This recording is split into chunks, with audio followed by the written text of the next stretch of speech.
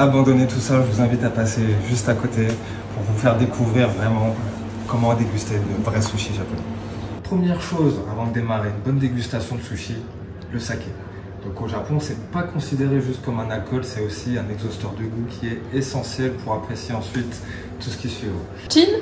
Chin? Chin en France, oui.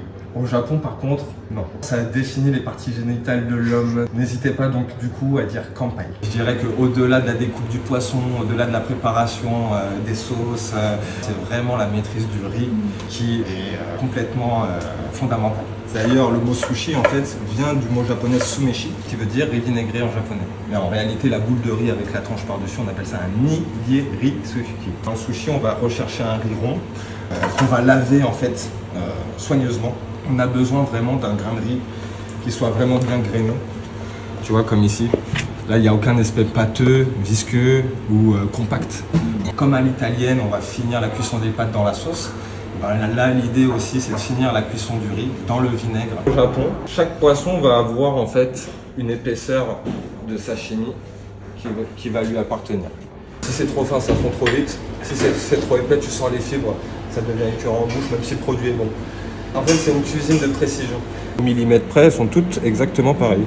Voilà, j'ai même pas mis de sauce et ça donne déjà envie d'y aller. C'est clair. Et comment ça se mange? Alors, les sashimi précisément, en fait, se dégustent aux baguettes. Par contre, dès qu'on partira sur la partie nigiri sushi, là, ce sera effectivement à la main qu'il faudra déguster. Vous avez les petits oshiburi qu'il ne faudra pas déplier, qui servent uniquement en fait comme petits coussinets pour les doigts. Je dis souvent, par exemple, dans les grands restaurants, on laisse au client la charge finale de se faire la bouchée parfaite dans l'assiette. Le sushi, en fait, vous épargne ça. Ça, c'est le chef qui réfléchit pour vous quelles sont les quantités parfaites dans la pièce qu'il va poser en face de vous. Le gingembre, il est vraiment pas là pour une question de saveur.